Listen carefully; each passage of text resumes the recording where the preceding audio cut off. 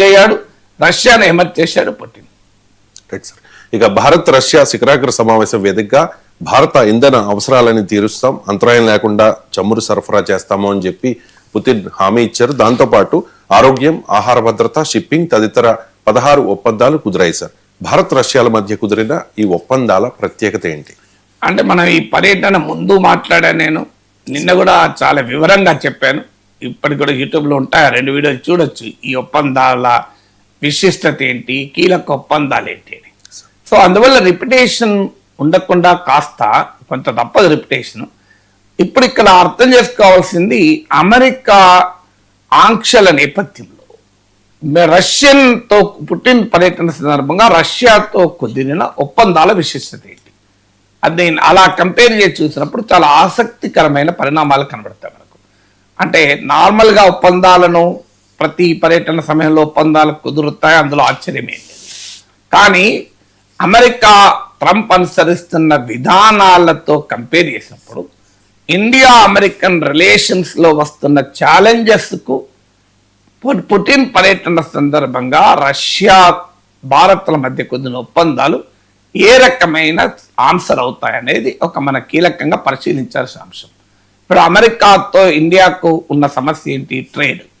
Trump 50% టారిఫ్లు విధించాడు.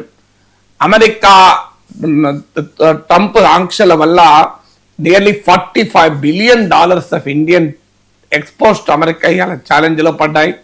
So మన trade deficit అక్టోబర్లో $41 billion చేరుకుంది. సో రూపీ బాగా వీకెన్ అవుతుంది. ఈ ఏడాదిలో 5.3% బలహీనపడ్డది రూపీ. సో ఈ పరిణామాలన్నీ ట్రంప్ ఆంక్షల నేపథ్యంలో జరుగుతున్నాయి. సో మన ఇండియన్ ప్రొడక్ట్స్ పైన 50% టారిఫ్ విధించాడు. దానికి రష్యా నిజంగా ఆన్సర్ కాదు, ఎందుకంటే India America trade is double then of the India Russia trade. ఇప్పుడు India America trade $120 billion, India Russia trade $69 billion మాత్రమే. అంటే నియర్లీ డబుల్ రష్యాతో భారత వాణిజ్యంతో పోలిస్తే అమెరికాతో భారత వాణిజ్యం. ఇక ఇండియన్ ఎక్స్పోర్ట్స్ టు రష్యా కేవలం $5 billion, $5 billion. Indian exports to America $87 billion. So అందువల్ల మనము అమెరికాతో జరిగే వాణిజ్య యుద్ధానికి రష్యా ఎప్పుడూ మనకు సొల్యూషన్ కాదు, ఆ పరిష్కారం కూడా కాదు, ప్రత్యామ్నాయం కాదు. అలాగే అమెరికాతో ట్రేడ్ విషయంలో ఇండియాకు ట్రేడ్ సర్ప్లస్ ఉంది.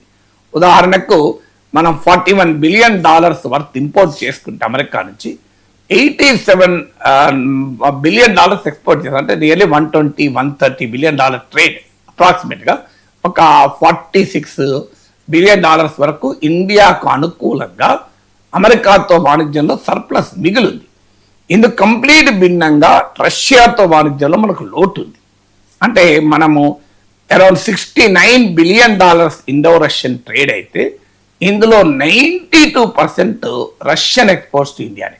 అంటే మనం ఎక్స్పోర్ట్ చేస్తే చాలా తక్కువ, మనం రష్యా నుంచి ఇంపోర్టే చేసుకుంటాం. రష్యన్ ఎక్స్పోర్ట్స్ టు ఇండియా ఇది 92%. సో అందువల్ల highly imbalanced trade. India Russia trade is in favour of Russia, India America trade is in favour of India. ఒక మాటలో చెప్పాలంటే ఇండియన్ ఎక్స్పోర్ట్స్లో సుమారు 18% అమెరికాకి వెళ్తాయి. అందువల్ల ఏ రకంగా చూసినా అమెరికాతో జరిగే ట్రేడ్ వార్లో రష్యా మనను ఆదుకునే అవకాశం లేదు. Russia can never be an alternative to America. So ఆ భ్రమంలో మనం ఉండకూడదు. అందుకే అమెరికానా రష్యానా రెండు మధ్య ఎంచుకోవాలి అని మీరు అడిగినప్పుడు నేను ఏమన్నాను, రెండూ కావాలి తప్ప ఒక్కదానికొకటనే ప్రశ్నే ఉత్పన్నం కాదు. ఈ డేటా అందుకే చెప్పేది. కానీ అదే సమయంలో మనము అమెరికాతో జరుగుతున్నటువంటి ఈ ట్రేడ్ వార్లో ఏ కంట్రీ కూడా మనకు అమెరికాతో సమానంగా రిప్లేస్ చేయలేదు. You cannot have any replacement. అది ఇండియాకి కాదు, చైనాకు కూడా సాధ్యం కాదు. చైనాకు కూడా అమెరికాను రిప్లేస్ చేసే కంట్రీ లేదు. కానీ ఏం చేయాలి మరి పరిష్కారం కనీసం బిట్స్గా అయినా అమెరికా ట్రేడ్ వార్ నుంచి తప్పించుకోవటానికి ఇండియా కృషి చేయాలి. అందులో భాగంగానే మన లెదర్ ఇండస్ట్రీస్ రిప్రజెంటేటివ్ ఆఫ్రికా వెళ్ళారు. అందులో భాగంగానే ఇప్పుడు కూడా ఒప్పందాలు కుదిరాయి. ఏంటో ఒప్పందాలు? $69 బిలియన్ ఉన్న బైలేటరల్ ట్రేడ్ పాక్షిక వాణిజ్యాన్ని $100 బిలియన్ పెంచుకోవాలని నిర్ణయించుకున్నారు. 2030 నాటికి 5 yearsలో massive increase. This is a very ambitious trade plan. అలాగే నేను ఇంతకుముందు చెప్పినట్టు మన ఇండియా దిగుమతి చేసుకోవడమే ఎక్కువగా ఎగుమతి చేయడం లేదు కనుక ఇండియన్ ఎక్స్పోర్ట్స్ టు రష్యా పెంచుకోవటానికి రష్యా కొన్ని కొనుగోలు చేయడానికి ఎగ్రీ అయింది. అంటే ఎలాగైతే ఇప్పుడు మనకు అమెరికాతో ట్రేడ్ వార్లో ప్రధానమైనటువంటిగా దెబ్బతిన్న వాటిలో అగ్రికల్చర్ ప్రొడక్ట్స్ ఒకటి, మెరైన్ ప్రొడక్ట్స్ రెండు. ఇప్పుడు మన ఆంధ్ర రొయ్యలు కూడా దెబ్బతిన్నాయని మాట్లాడుకున్నాం కదా. సో ఈ రష్యా ఇప్పుడు ఒప్పందం కుదుర్చుకుంది ఏంటంటే ఇండియా నుంచి మోర్ అగ్రికల్చర్ ప్రొడక్ట్స్ కొంటాం, మోర్ మెరైన్ ప్రొడక్ట్స్ కొంటాం అని ప్రతిపాదించింది. అలాగే అమెరికాకు ట్రేడ్ వార్ వల్ల ఎఫెక్ట్ అయిన మరో రంగం టెక్స్టైల్స్. ఈవెన్ రష్యా అంతకు ముందే టెక్స్టైల్ ఉత్పత్తుల్ని కూడా మేము కొంటామని చెప్పింది. అఫ్ కోర్స్ అమెరికాతో దెబ్బతింటున్న వాణిజ్యాన్ని రష్యాతో వాణిజ్యం పోడ్చలేదు, కానీ అట్లీస్ట్ సింబాలిక్ గా సిగ్నలింగ్ మాత్రం ఇట్స్ ద పర్ఫెక్ట్ సిగ్నలింగ్. అంటే అమెరికాకు ట్రంప్కి సిగ్నలింగ్ ఏంటంటే, నీవు కొనకపోతే మాకు కొనేవాడు లేడనుకుంటున్నావా, అండ్ మేము చూడు ఇంకో కొత్త రూట్లు వెతుక్కుంటున్నాం అనే సిగ్నలింగ్ మాత్రం బలంగా ఉపయోగపడుతుంది. ఇప్పటికిప్పుడు అమెరికా మనం అమెరికా కొనకపోతే అవన్నీ తీసుకెళ్లి రష్యాలో అమ్మలేము, అది ప్రాక్టికల్ గా ఎప్పుడు సాధ్యం కాదు. కానీ బట్ దట్ ప్రాసెస్ అది బిగిన్, దారిత పడుతుంది. ఇప్పుడు మెరైన్ ప్రొడక్ట్స్ ఎక్కువ కొంటానని రష్యా ఒప్పుకుంది, అగ్రికల్చరల్ కమాడిటీస్ కొంటానని ఒప్పుకుంది, అంతకుముందే టెక్స్టైల్ కొంటానని ఒప్పుకుంది, ఎలాగూ టెక్నాలజీ స్పేర్ పార్ట్స్ ఇట్లాంటి తనకు కావాల్సిన కొంటానన్నది. సో అందువల్ల మీకు అలాగే co production of urea, India Russia కలిపి యూరియాను సంయుక్తంగా ఉత్పత్తి చేయాలని నిర్ణయించింది. ఎందుకంటే రష్యా ఇది big fertiliser manufacturer. Even America కూడా రష్యా నుంచి ఎరువులు కొంటది, అమెరికా కూడా రష్యా నుంచి ఎరువులు కొంటది. సో అందువల్ల it is a big manufacturer of fertilisers Russia. So అందువల్ల ఎనర్జీ ఇండస్ట్రీ బలంగా ఉండడం వల్ల ఫెర్టిలైజర్, ఇప్పుడు ఇండియాలో యూరియా కొరత ఉంది. మనం చదువుకున్నాక పేపర్లలో యూరియా కొరకు రైతులు లైన్లలో నిలబడడం, అందువల్ల ఇండియా రష్యా జాయింట్ గా యూరియా ప్రొడ్యూస్ చేస్తుంది. సో అందువల్ల ట్రేడ్ విషయంలో అమెరికా మన పైన యుద్ధం చేస్తున్న సమయంలో రష్యా నేను ఆదుకుంటాను, కలిసి వస్తానని మొదలుపెట్టింది. అదొక పాజిటివ్ సిగ్నల్ కదా. ఇక రెండవది డిఫెన్స్ తీసుకుంటే, డిఫెన్స్ లో మనకు రష్యా ఇది లాంగ్ టర్మ్ సప్లయర్. నేను ఇంతవరకు చెప్పాను మీకు 2017కు ముందైతే 75% of India defence imports from Russia. 2017కి ఇది 62% పడిపోయింది. ఈవెన్ నౌ కూడా 36% మనం రష్యా నుంచే దిగుమతి చేసుకుంటాం ఈవెన్ టుడే. దీనికి ఇటీవల కాలంలో అమెరికా నుంచి పెరిగింది, ఇప్పుడు అరౌండ్ 10%కు దాకా చేరుకుంటుంది. కానీ అమెరికన్ డిఫెన్స్ ఇంపోర్ట్స్కు రష్యన్ డిఫెన్స్ ఇంపోర్ట్కు మౌలికమైన తేడా ఉంది. ఆ మౌలికమైన తేడాను కూడా పుటిన్ పర్యటన రుజువు చేసింది. ఇప్పుడు అమెరికా మనకి F-35 విమానాలు అమ్మచ్చు, ఇంకోటి అమ్మచ్చు. దీంట్లో ఇప్పటి వరకు రష్యా నుంచి మనం ప్రధానంగా బయర్గా ఉన్నాం, కొంత పార్ట్నర్గా కూడా ఉన్నాం. బ్రహ్మోస్ మిసైలు ఇలాంటి విషయంలో టెక్నాలజీ ట్రాన్స్ఫర్. ఇప్పుడు కో ప్రొడక్షన్ అండ్ కో ఇన్నోవేషన్ మీద ఎంఫసిస్ ఇస్తున్నాం. అంటే ఇండియా రష్యా కలిపి జాయింట్ గా డిఫెన్స్ ప్రొడక్షన్ చేసి ప్రపంచానికి అమ్మడం. ఇప్పుడు నిన్నటి దాకా మనం రష్యా నుంచి S-400 బయర్ము, ఇప్పుడు S-500 కలిసి ప్రొడక్షన్ చేయాలని ఆలోచిస్తున్నాం. నిన్నటి దాకా మనము సుకోయ్ 50 సుకోయ్ యుద్ధ విమానాల బయర్తో పాటు టెక్నాలజీ ట్రాన్స్ఫర్ చేసి మనం కూడా తయారు చేసుకున్నాం. ఇప్పుడు జాయింట్ గా సుకోయ్ తయారు చేసి అమ్మడం. సో అందువల్ల అమెరికాకు సిగ్నలింగ్ ఏంటంటే, ఇండియా రష్యా డిఫెన్స్ కోఆపరేషన్ ను అమెరికా కాదు, అమెరికాను పుట్టించిన వాడు కూడా ఏమీ చేయలేడు, this is a qualitatively higher లెవెల్కి వెళ్తోంది అనేది రెండో ఫ్యాక్టర్. మూడో ఫ్యాక్టర్ ఏంది, ఇప్పుడు అమెరికా ట్రంప్ ఏం చేస్తున్నాడు, ఇండియన్ H-1B వీసాల పైన ఆంక్షలు పెడుతున్నాడు. అంటే ఇండియా స్టూడెంట్స్ పైన ఆంక్షలు పెడుతున్నాడు. ఇండియా పైన రకరకాల ఇండియన్ హ్యూమన్ రిసోర్సెస్ అమెరికాకు రావడాన్ని అడ్డంకి ఉంటున్నాడు. దానికి ఆల్టర్నేటివ్ ఏ కంట్రీ కాదు, మళ్ళీ అదే సేమ్ ట్రేడ్ విషయంలో ఏదైతే ఉంటుందో అదే. ఇప్పుడు ఉదాహరణకు భారతీయులు 3 లక్షల మంది అమెరికాలో చదువుకుంటున్నారు. మనం అమెరికా ఇచ్చే H-1B వీసాల్లో 70% ఇండియాకే, 40 లక్షల ఇండియన్ అమెరికన్ కమ్యూనిటీ ఉంది. So can anybody be a match to America? Impossible. కానీ ఒక సిగ్నలింగ్ ఏంటి, మళ్ళీ బాబు నువ్వు మా వాళ్ళని రానియకపోతే మా వాళ్ళు ఇంకెక్కడన్నా పోయి కూడా ఉద్యోగాలు చేసుకుంటారు అని. ఇప్పుడు మొబిలిటీ ప్యాక్ట్ అని ఒక ఒప్పందం కుదిరింది. ఇందులో ఈ మొబిలిటీ ప్యాక్ట్ ఏంటంటే Indian skilled and semi skilled man పవర్ను రష్యా ఆహ్వానిస్తుంది. సో రష్యాలో ఉన్న రకరకాల ఇండస్ట్రీలో పనిచేయడానికి, రకరకాల సెక్టార్స్లో పనిచేయడానికి Indian skilled and semi skilled human రిసోర్సెస్కు రష్యా ఆహ్వానిస్తుంది. దీన్నే మొబిలిటీ ప్యాక్ట్ అంటారు.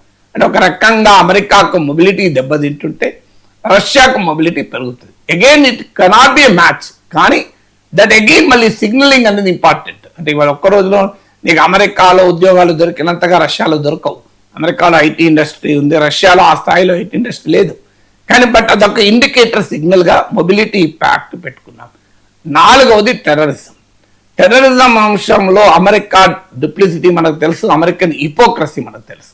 అమెరికా ఒకవైపు పహల్గాం దాడుల్ని ఖండించినా దాంట్లో దాని వెనకాల పాకిస్తాన్ ఉంది అని చెప్పటానికి కూడా సిద్ధపడలే. అలాగే యునైటెడ్ నేషన్స్లో ద రెసిస్టెన్స్ ఫ్రంట్ అని పాకిస్తాన్ బేస్డ్ సంస్థ పేరు డ్రాఫ్ట్లో ఉంటే దాన్ని అమెరికా తొలగించింది. అంటే ఆ పాకిస్తాన్ ప్రేరేపిత అని అనకపోయినా కూడా ద రెసిస్టెన్స్ ఫ్రంట్ అని కూడా అనకూడదు అని చెప్పింది. సో భారతదేశంలో పహల్గాం దాడులకు మూలకారకుడైన అసీం మునీర్కు అగ్రతాంబూలం ఇచ్చి గౌరవించింది. సో పాకిస్తాన్ కూడా టెర్రరిజం విక్టిమ్ అని కహానీలు చెప్పింది. పాకిస్తాన్ భారత్ల మధ్య మేము సహకరిస్తామన్నది, వారిని నేనే ఆపానన్నది. నానా బీభత్సం అంతా ట్రంప్ చేశాడు. కానీ రష్యా ఇందుకు భిన్నంగా టెర్రరిజం విషయంలో శషబిషలు లేకుండా, అమెరికా లాగా డూప్లిసిటీ లేకుండా, హిపోక్రసీ లేకుండా, డబుల్ స్టాండర్డ్స్ లేకుండా సూటిగా స్పష్టంగా టెర్రరిజాన్ని ఖండించారు. So that is again a very interesting thing. అంటే అమెరికాతో ఉన్నదానికి దీనికి ఉన్నటువంటి డిఫెన్స్ అది. 5వది ఎనర్జీ.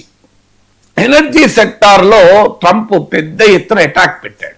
సో ఇండియానే రష్యా వార్ ఆన్ ఉక్రెయిన్ కారణమవుతుంది అని, మన ఇండియా ఎనర్జీ రష్యాతో రష్యా దగ్గర ఆయిల్ కొంటే 25% అదనపు సుంకాలు విధించాడు. ఇదని మనం చాలాసార్లు చెప్పుకున్నాం.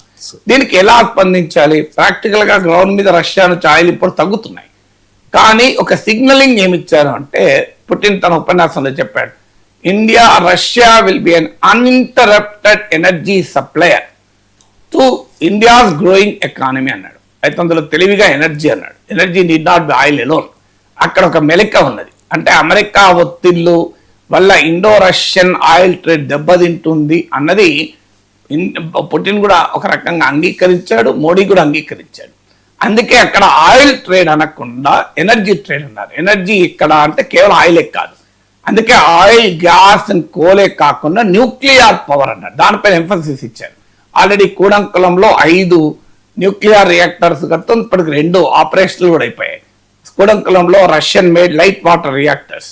సో అందువల్ల న్యూక్లియర్ ఎనర్జీలో modular nuclear reactors, floating nuclear reactors కూడా తయారు చేయబోతున్నారు. అది కూడా కో ప్రొడక్షన్, ఇండియా రష్యా కలిపి కూడా ప్రొడ్యూస్ చేస్తుంది.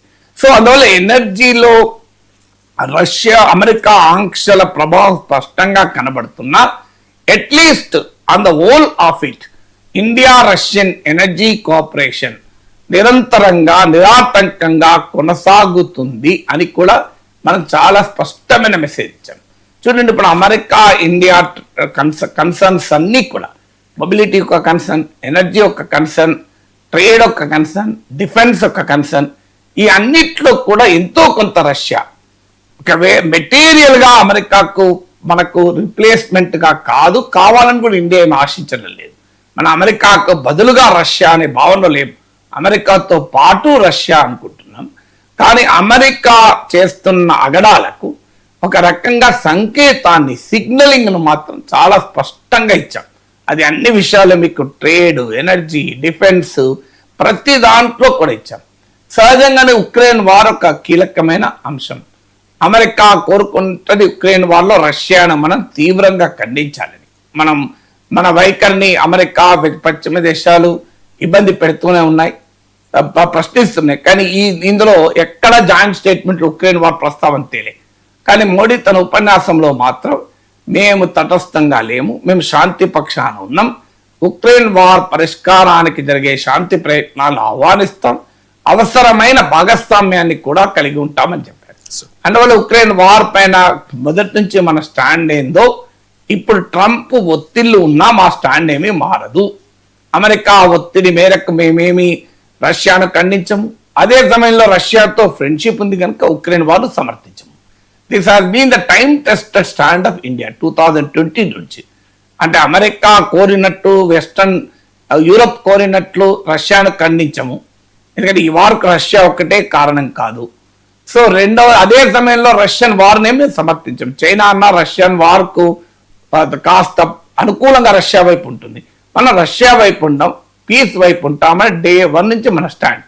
పుటిన్ పర్యటన సందర్భంగా మరొక్కసారి ఉక్రెయిన్ వార్ విషయంలో ఇండియన్ స్టాండ్ స్పష్టం చేశాం. అమెరికా ఒత్తిళ్లకు తలవంచి రష్యాను ఖండించలేదు అని చెప్పి రష్యా ప్రెసిడెంట్ పుటిన్ వస్తున్నాడు కదా అని వారిని మనం ఎక్కడా సమర్థించలేదు. అందువల్ల ఒక రకంగా పుటిన్ పర్యటన కంటెంట్ రీత్యా చూస్తే అమెరికా అధ్యక్షుడు చేస్తున్న అగడాలకు ఒక రకమైన వ్యూహాత్మక సమాధానం, it is strategic response to the